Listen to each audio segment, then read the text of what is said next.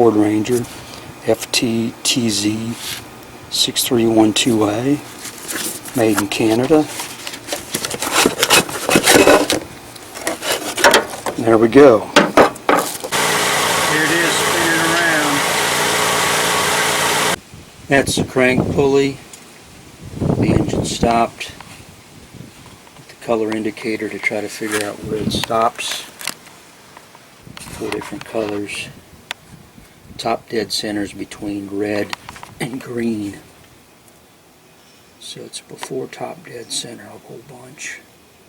The purpose is to try to figure out where does this stop. Does it stop randomly or does it stop at the same point? There's a couple dead spots on here. Here it is, spinning around. Crankshaft. All colorful.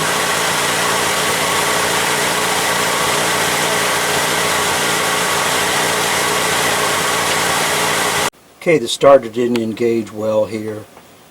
So this is where one of the bad spots is. The location on the flywheel. That's the pulley that's all painted up.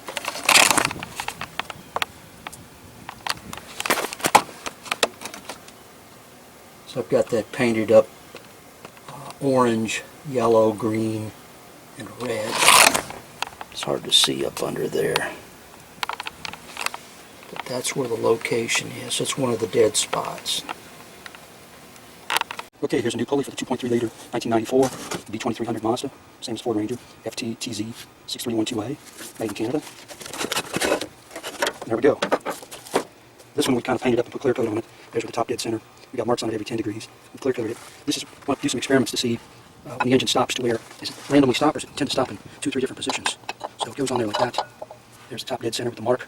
There's a scribe alert, a mark on the stamping right here. And we took a protractor and marked it every 10 degrees. So I want to put a camera in here or just see when it stops.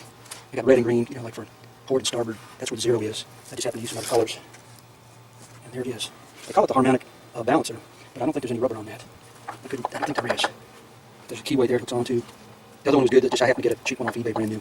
So I painted that one up. This particular truck has a bad spot on the flywheel, so about once every 30 to 40 starts, it's not going to start unless you rotate the engine just to go out and put it in gear with the ignition off and push it just to get this to rotate. So I'm just kind of curious if this stops randomly or does it favor 2 or 3 different positions. I've seen on some forums people saying it's totally random and other people tend to say it stops in different positions. So there we have the colorful pulley. Got the water neck on, the thermostat. Got the alternator bracket jazzed up here. So the one that had the tensioner that would always get boogered up and stuck. Finally got it off. Got the old alternator on. Got this one new after Katrina. Got this back on. This was a part to replace the timing belt. So I did the cam seal behind here and then the seal behind the crankshaft. Got a new water pump. It's a Ford Motor Company, but it says in the box made in China. Kind of weird. Right here. So I paid extra for that, but I hope it's good. And I've got some nice new heater hoses here.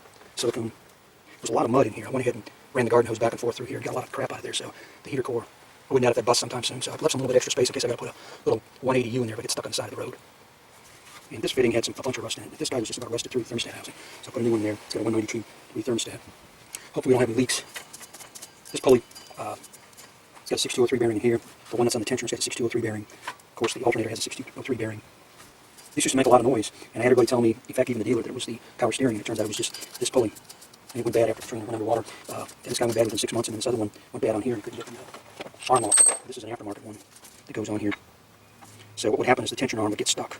It would get by, so the belt is loose, and you'd have to put the 3/8" wrench and move this back and forth, and then squirt PV nut blast or WD-40 in oil and finally get this to move. And it's actually done that every last 15 years, which is a pain in the butt, so I use this opportunity to finally get this thing off. We had a couple people try to use the T50 screw that's in here. Actually ended up breaking a couple torque bits off, one from Snap-on, another one was busted off. And in fact, it even started to bend the bracket permanently.